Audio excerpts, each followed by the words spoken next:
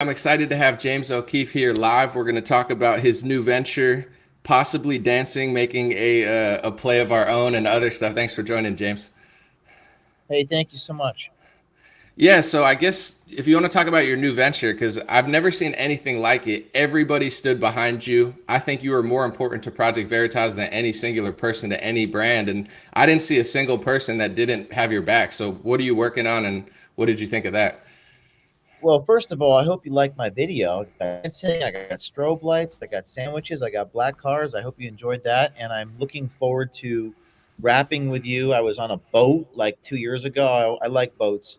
And we were in the Pacific Ocean and you were freestyling. I don't know if you remember that, but it was really fun. And I intend to do that with you again and DJ with you. So this is OMG, acronym for Oh My Gosh, O'Keefe Media Group. We're going to be decentralizing journalism, crowdsourcing journalism to thousands of people, buying cameras, shipping cameras everywhere starting Monday. And it's also going to be a cultural group too. That's why I'm talking to you. As you know, I do musical theater. I tell stories for a living. I've actually produced kind of a musical about my journey. It was called the PV Experience last year. Some people liked it, some people didn't, but we're going to keep doing that as well. So this is really an effort to decentralize news gathering and storytelling and teach people how to do it and equip them. So this website, O'Keefe Media Group, you can actually purchase these little cameras, sponsor them, and I'll ship them out to hundreds of people. Yeah, when you were talking about the thing you did last year, they were trying so hard to do smears on you with the sandwich, this and that. And one of the things they brought up is that you did some sort of like a dance party, and I was like, "That what's wrong with that? That sounds like a great time." Some people just don't like dancing, but that's who I am. I love to dance. I think some people just don't like joy. I think some people just don't like happiness. I don't know. And some people don't like excellence, right? Because in order for there to be excellence, there has to be an objective truth that's good versus bad. And so I don't really care whether people like it or not. The world needs excellence. The world needs joy. The world needs dancing. The world needs music. And the world needs investigative journalism, right? So there's no board of directors at this company. I own it. And I'm proud to say that in the first 24 hours, we already got a few thousand paid subscribers. And I'm about to order $60,000 worth of little tiny cameras and ship them out Monday. So we're well on our way. And I don't think I was ready for this a year ago or 10 years ago. But after what has happened in my life, I mean, people are very inspired. I mean, remember, I did this story on Pfizer, and then like a week later, I was ousted out of the company I founded. So some really strange occurrences, but a lot of brave people, a lot of heroic people, and a lot of citizens really ready to go do this, right? Not just a few people, but thousands. So I want to teach them how to do it, and I want to create a movement. I've already created a movement. I just got to mobilize them and teach them the ethics, the legal, the technology to get them going. I want to ask about the Veritas and Pfizer stuff, but first I want to say with the new stuff, you're getting cameras for people. What's the legality of that, and what's the line, or what are you looking for? Because now there's going to be people like, hey, I want to be undercover. Do you want them just running around anywhere with the cameras, or what are you looking for? No, I think ethics. I mean, ethics is going to be critical, and we're building out our website, and very soon we're going to have a curriculum on there um, for like $20. You can get access to trainings and seminars. That'll be probably in the next 30 days.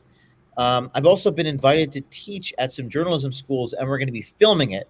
I don't want to say what journalism schools because I don't want Antifa showing up yet. Let's get it done and get it filmed, and it'll be pretty cool. I think ethics is really important. There's 38 states where it's legal. A couple states it's problematic. We're going to make sure. Right now, I've got 10 people on the phone with people nonstop all day and night. It's a situational case, but I think people are going to need a lot of guidance and a lot of training, and we're going to build that out for you one day at a time. But getting the cameras to them is the most important thing. And I've tweeted out a link where if you're watching this and you want a camera, you just go on the website and we'll ship them. The cameras are about $600 a piece, but we're just going to give them away like candy, and create an army of citizen exposers. I think people are now waking up and they're always saying, what can I do? How can I be activated? So I'm putting it right back on you. You want to do something? I'm going to help you do something. And we're going to create a movement here. What do you think people should expose, and then what do you think people shouldn't expose? Like, where does the line of privacy and activism and journalism? Like, what? Yeah, I'll just ask that. That's a great question. I mean, journalism is making public secrets that powerful people want kept hidden for the wrong reasons. Mm, So it's different in every situation. Ultimately, it comes down to a secret, something that someone wants kept hidden. And of course, some secrets are necessary, right? Like, for example, I don't ever bring a camera into someone's bedroom. That's just not an area I would ever go. And I've had to redact, like, remove from tapes when people talk about these sorts of things because I don't think the public eye should ever see that. For right. example, when someone sent me Joe Biden's daughter's diary, I didn't publish it.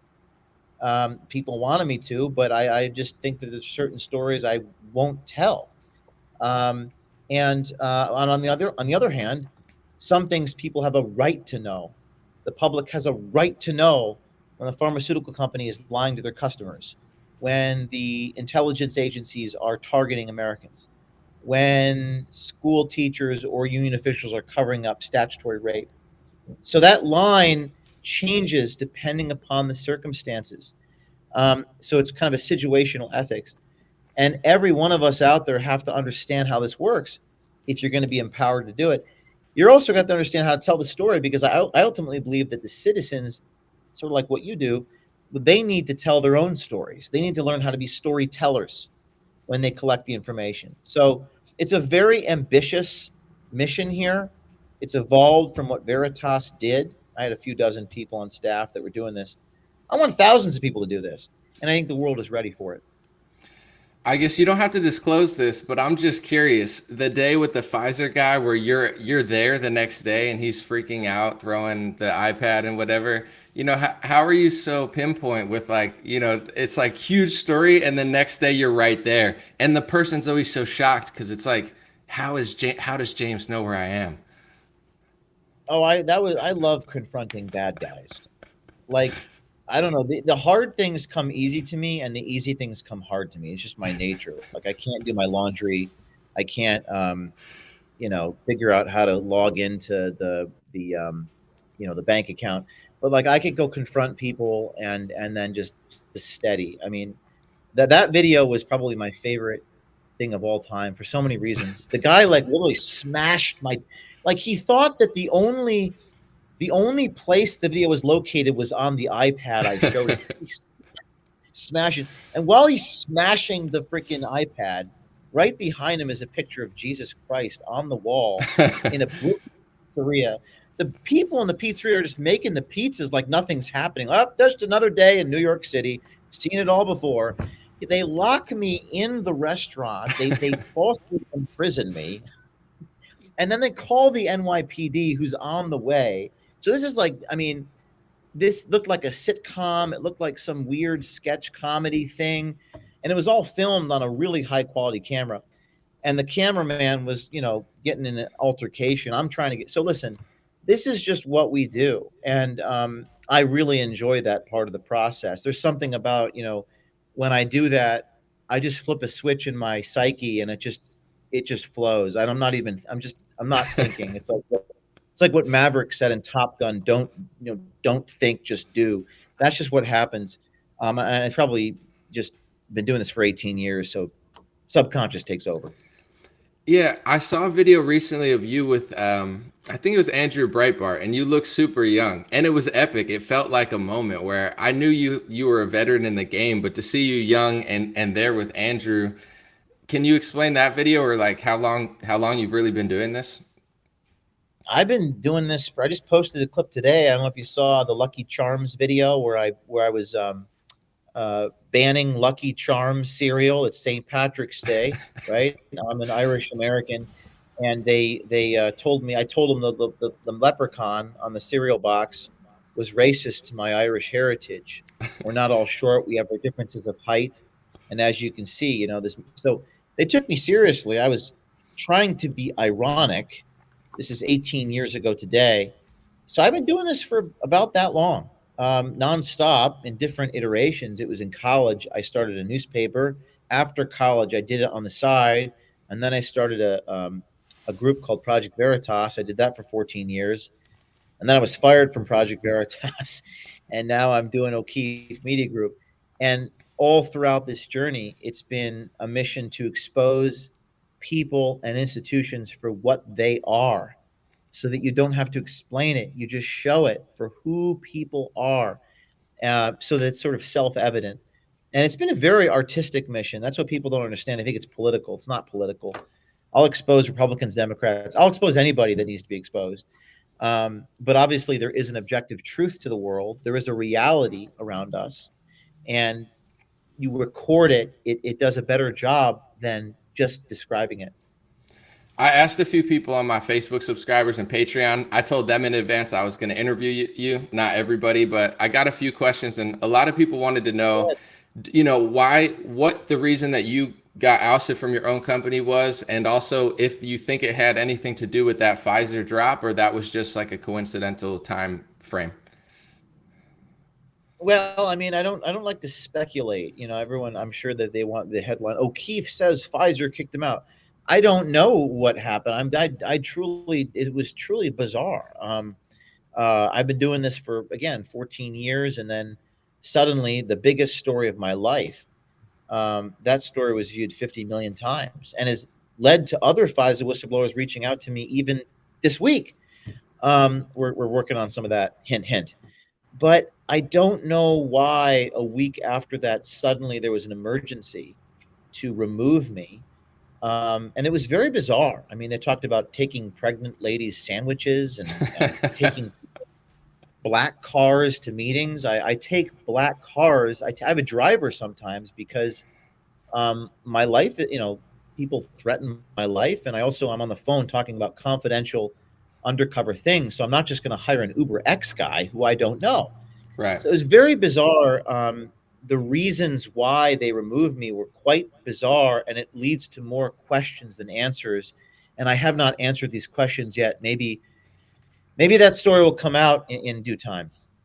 Well, I think as someone from the outside reading all this stuff, I could tell they were grasping for things, because you heard six different stories. Like, okay, you have the sandwich story, which is hilarious. It's like, two people need to eat. There's one sandwich. Someone's got to grab it. But then the black cars, I did a live stream reaction to that, and I said, well, that's fine. He's earned the right to take those, and I don't, he doesn't have to take an Uber X. I said the same thing. Like, that's not shocking. And then you had, people, they just had five different things. And to me, that's a sign that they're just grasping for reasons, as opposed to giving one concrete reason that makes sense. And I'll say this too, and not just because you're here, but I think you meant more to them than like Shapiro means to Daily Wire, or any one person means to anything. There's a lot of cool people out there, but you really were the brand. So it was very ambitious, in my opinion, of them to just try to get rid of you. Like, that was going to go over well. It of course didn't. And I don't know what they were thinking. Yeah, I mean, it was really painful for about a week. I built that. I built it out of my dad's garage. I mean, been building that for 13, 14 years. But I think it's probably a blessing. I learned a lot. I figured out who the real people in my life are, and I have got. I mean, remarkably, I had 1 million followers on Twitter, and now I have 1.4 million. It was like everything just exploded. Like, people just came out of the woodwork and showed me that they care about me personally, but also there's I got 10,000 emails and 5,000 text messages. Hey, give me one of those cameras. Even more so than 2 months ago. So I learned a lot. I think I'll be more effective after this. And I never really focused on the board. I had a board of directors. I don't have a board now. I own this. Um, I was a 501c3, which is a foundation, and foundations require boards. And in media, it's so important that you focus on who owns the company, right? Because advertisers can influence, or there can be a control issue. But obviously now I don't have that issue. I own it, and the people who subscribe own it, and I'm not going to take a bribe. Obviously, my life I've been raided by the FBI and sued and targeted and smeared, and but I think, having been through all that for a decade and a half, we've been able to earn the trust of so many people that know that we have their backs. So you build a brand like that, and you build trust with your sources journalistically. But now I'm more ambitious. I want to teach thousands of people how to do it themselves, because I think that's how you really change the world, is you empower people and you decentralize it so that they're just going to go do it, put it back on them. So you said there's no board in this one. Like, can you, that it seemed like it snuck up on you. Can you walk us through that? Almost like I didn't even realize you had the power to do that, or maybe you thought.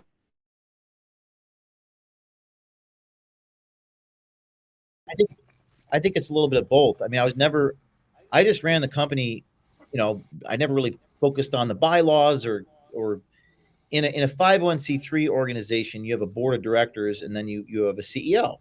And the role of a board is to hire and fire the CEO. That's what a board does. Um, they're not really supposed to be doing other things like hiring people themselves or doing this sort of thing that they did in the end there. But I never really focused on board composition. I never really approach things in a political way. I never thought it was inconceivable to me that this could ever occur, and inconceivable to all of you. It was just never. I never worried about it. Right. And when it happened, you could say I probably lost 8 pounds in a week. I went through intense pain, and a lot of spiritual darkness, a lot of um, I mean, I felt like I was living through a nightmare. But about 4 or 5 days after that, I was overcome with so many people, including some of the people I worked with. Let me give you a less abstract example. I'm out of a job, no paycheck. All I had is my credit card, my volunteer, a few people with me, put the whistleblower that went to the conference 10 days ago on their credit cards, and we maxed out our credit cards. We got an office from someone who just cared about us, giving us free office space. Just people working 20 hours a day, sitting on the floor. So those are the people that you need in life. And sometimes you have to go through these things to identify who the real ride or die people are. And and then there's like thousands of ride or die people. Right. So it was really a blessing. I don't know if that makes sense, but yeah, there were some really horrible things that happened and some defamation and so forth and so on. But there's also a lot of goodness in the world. I think evil is getting more evil in our world, and the good is getting more good. And I genuinely believe that light, shining a light in darkness, even if it's a little light, can it can really clean things up. I've never seen everybody almost in unison behind you. Like when, Shapiro and Crowder kind of have a fight, like everyone has an opinion, right? Or like this and that. Really, I would say it was like 99% people behind you, like borderline unison. And I've never seen anything like it. I want to ask two questions, like a two-part. I think you're super effective. Every time you do something, they respond. The company has to respond. Whereas other reports from the outside, sometimes they could blow it off, have social media delete it, they have their methods. But with you get so to the source that they have to, say something. So the two-part question is one, can you speak on that being effective and actually getting results? And then also, I know your alpaca, wall that you had of all the retractions, right? The retracto of Right. all the times that you got the media to basically have to switch their story because they lied about you. I think both of those are great. Um, I think getting a reaction is absolutely critical. Most people react to what they do. What we need to happen is to get them to react to our exposure. See, most people play defense. Shane Smith of Vice once said there's the soccer ball going back. If we chase the ball in the media, we chase the ball. What does everyone talk? They're talking about Joe Biden today. They're talking about banks yesterday. So what we have to do is create the story by reporting on what's going on, so that they react to us. They're not used to that. They don't know how to handle that. That terrifies them, right? Because they can't control the information. So by creating the reaction like Pfizer responded, and they didn't deny the guy worked for him. In fact, they confirmed what he said. Oh yeah, we mutate the virus. It was actually remarkable. I was actually surprised that Pfizer responded to that. And it was also remarkable, if you notice about that story a month ago, that was a massive story. it was remarkable that Pfizer responded to the guy, and all these people on Twitter were researching who he was. Okay, remember, Boston Consulting Group. Um, they were finding out his medical certificate at Yale. I mean, it was like a citizen army of researchers all doing it for free. Meanwhile, you had the media going, "Well, we can't confirm that he works for Pfizer, and there's no evidence to suggest that he." I mean, think of the irony of media journalists saying they can't do their jobs while the citizens are doing their jobs for them They're and like, we don't see confirming.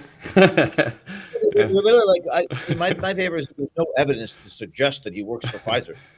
Listen to that. There's no evidence to suggest. Meanwhile, all the citizens in the subtweets are finding all the evidence. They say he's Yale doctor, he's consultant. I mean, so what that did for me is, wow, there are thousands of people that will do this journalism for free while the journalists don't do journalism. Right. So you have to decentralize it, okay? And I'm gonna make another plug. OKeefeMediaGroup.com. Go on there, $20, $1,000, whatever you can afford to sponsor the cameras. I'm shipping them out on Monday, okay? I'm mailing them to people. So as you know, I'm a man of my word. I'm going to do this. I do think it's important to get it on video. I don't think documentation is enough. I don't think talking about it is enough. I think we have to get it on video. You like whistleblowers, like say at a company, a nurse, like is it like people basically on the inside? Because now that there's thousands of cameras, I'm just thinking thousands of people running around. Like you want, like you said, basically powerful people that are lying, hurting others, essentially. Like say there's probably hundreds of people that watch you that maybe work somewhere where things are super unethical and super corrupt, and then now you're almost trying to be like, well, this is an option. It's an option. And I think you're right to say you have to be careful. You have to be ethical. And I intend to teach people how to be ethical. I'm going to open source it. I'm not going to protect it or keep it inside the walls of my build. No.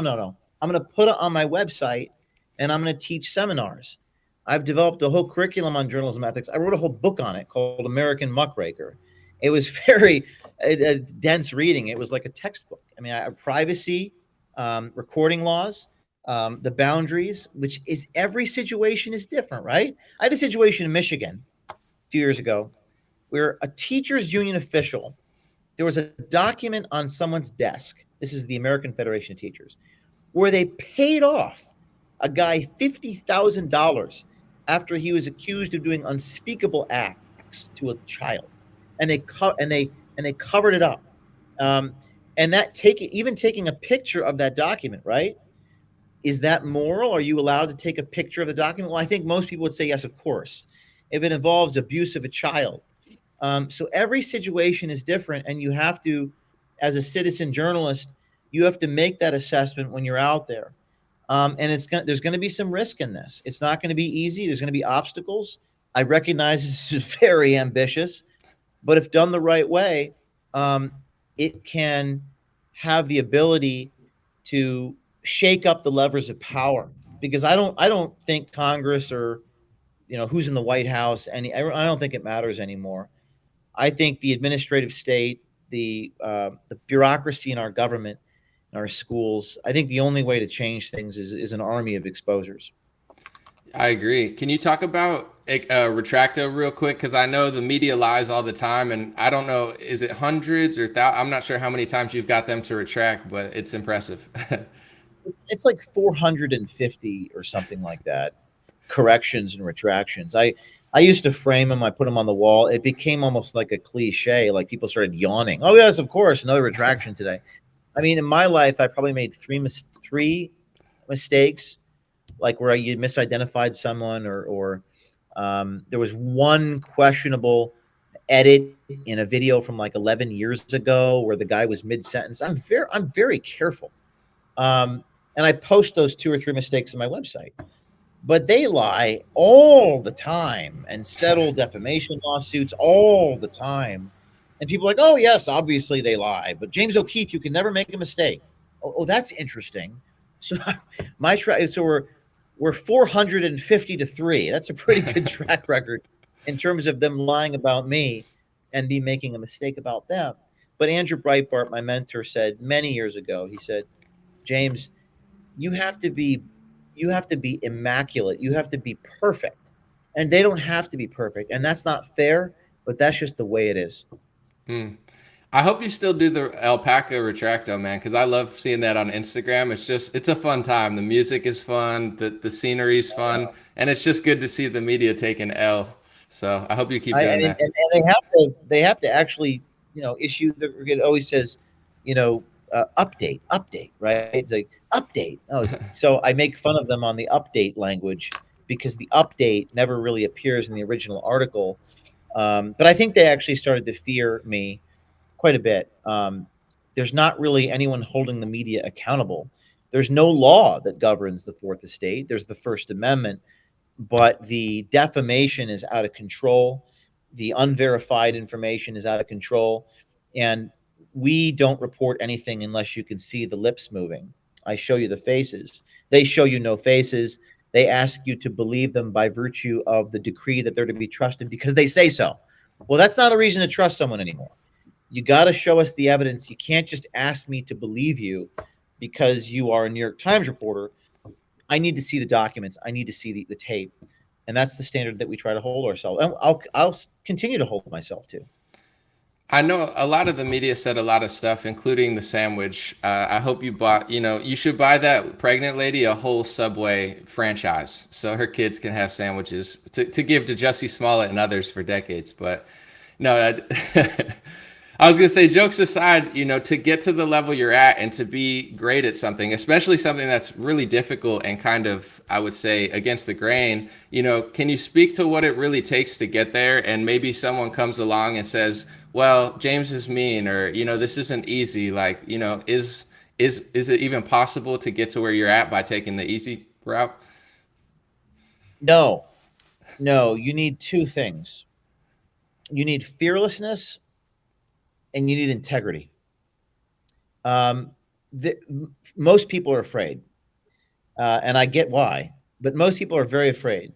You need to find the people that are absolutely fearless, and then you need people with what I will refer to as with testicular fortitude. How about that? I was going to say with balls, but I don't know if that gender. I don't know what gender is anymore. So let's just call it testicular fortitude. I think all people can have. Some of my best journalists are women, and I would say they have a kind of testicular fortitude. You have to be willing to have backbone. You cannot have weak people in this business.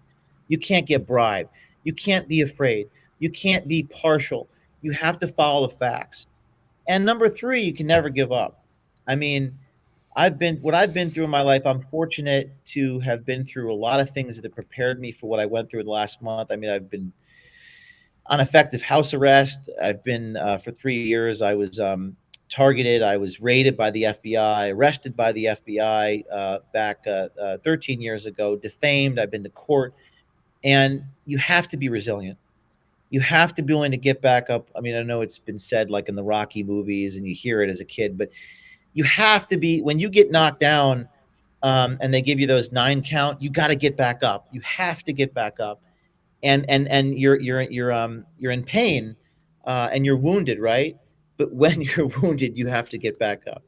But I think the two most important qualities are probably fearlessness and integrity. If you have those two qualities, you're unstoppable. They can't stop you. Trump got #1 on the iTunes charts. I don't know what happened. Maybe like January Sixers made a song with them. I haven't heard it yet, but is there an OKeefe Anomaly collab in the future? I know you do plays. I know you sing. I know you could dance, bro. I've seen the dance. I've seen the dance moves. I'm like, okay. So, is there something there? Yes, I think we should. I want to do Coachella. I have a conflict, but I'm also a DJ. I don't know if you know that. I'm I'm rusty. I need to get back into it. I have a Pioneer DJ. I love one of my favorite things to do is actually taking the original version of a song like Mariah Carey's Fantasy and then remixing it with like the new remix that's on the pop chart. So I do that. I do musical theater. I used to do slam poetry when I was a teenager, by the way. Okay. Not as good as you when I was a teenager. So we will collab.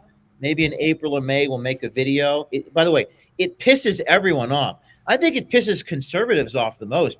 No, you cannot dance and sing. You have to do white paper. You must do because it changes the matrix. It messes everyone up. So we will collaborate. I promise you, in California when I'm out there and later in the spring. All right, sounds great. And yeah, I was laughing so hard when they were trying to be like, he takes, black cars and does dance parties. And I'm like, is that really all you have? That he did a dance party? Like, that's totally normal for any company, by the way, to do some sort of promo event. Yeah. But the best part is that those haters they're having a great time. They were dancing. They were on the stage. They were having such a great time. So they don't even know they like it, but they like it so much. And I promise you, you are going to be freestyling with me at my next dance party. All right, sounds like a plan. Any last words for the people, what they need to know, where they could find your stuff? Appreciate your time. And also, St. Patty's Day, and you said you were Irish. Pretty epic. I mean, I might go get some corned beef and cabbage after this with my dad, who I'm here in New Jersey. He's a great guy. So we're going to go out on the street and have a Guinness and the corned beef. But my plug is the new company, OMG, OKeefeMediaGroup.com. Subscribe to us, put down $20, OKeefeMediaGroup.com, and sponsor the revolution of cameras. We have awakened a sleeping giant. We're going to build this beyond what we did times a factor of 100. I promise you. OKeefeMediaGroup.com. Click subscribe, please. Amazing. Thank you for joining me on St. Patty's Day. Thanks everybody for watching, and go check that out and look into it and be on the lookout for anything James is doing, whatever he's involved in, including whatever we got cooking up. Maybe we'll make the next Hamilton. We'll see. All right. Thank you, James. Yes. All right. Thank you. All right. Have a good one, guys. Hey, what's going on, my friends? Just a few ways to stay in touch and support if you'd like to. The first way is dreamrare.com. We have blue beanies, black beanies, pink hats, other colored hats, freedom versus tyranny shirts, stay blessed long sleeve, God is great long sleeve, and lots of more cool items coming soon. Dreamrare.com. Check out the shop to support. Everything's made in the United States. Handpicked by me. Patreon.com/raretalk for $5 a month. You can help support me, support the show. If you haven't noticed, unlike other channels, I don't work with very many sponsors, sometimes none at all. And part of the way I'm able to do that is with the dreamrare.com shop and patreon.com/raretalk. So thank you guys for keeping this show free, unimpeded, uninterrupted. I'm forever grateful. My free email list is stayintouchwithme.com. So check the links below in the description or just type in on any browser, stayintouchwithme.com, all one word. You'll find my email list, put it in there, and it's the least annoying email list you'll ever be on. I barely use it because I don't like getting emailed every day or every week. It's annoying. So I don't do it. Stayintouchwithme.com. It helps me take back some power away from big tech. Telegram, t.me/DreamRareChat or @DreamRareChat. Due to censorship, I post all my live stream and videos there. Sometimes I have some bonus content, and I try to give people a heads up when Facebook or YouTube won't. DreamRareChat at Telegram. My Instagram is @DreamRare. Thanks for everybody following there for shorter content. And DreamRareLinks.com. That's DreamRareLinks.com. Has all my stuff. My podcast on Spotify, Apple Podcasts, my music on Spotify and Apple, my Rumble page, my BitChute and Gab page. All my links are found at DreamRareLinks.com. Thanks for watching, folks. God bless you. You already know I'll be back with more content.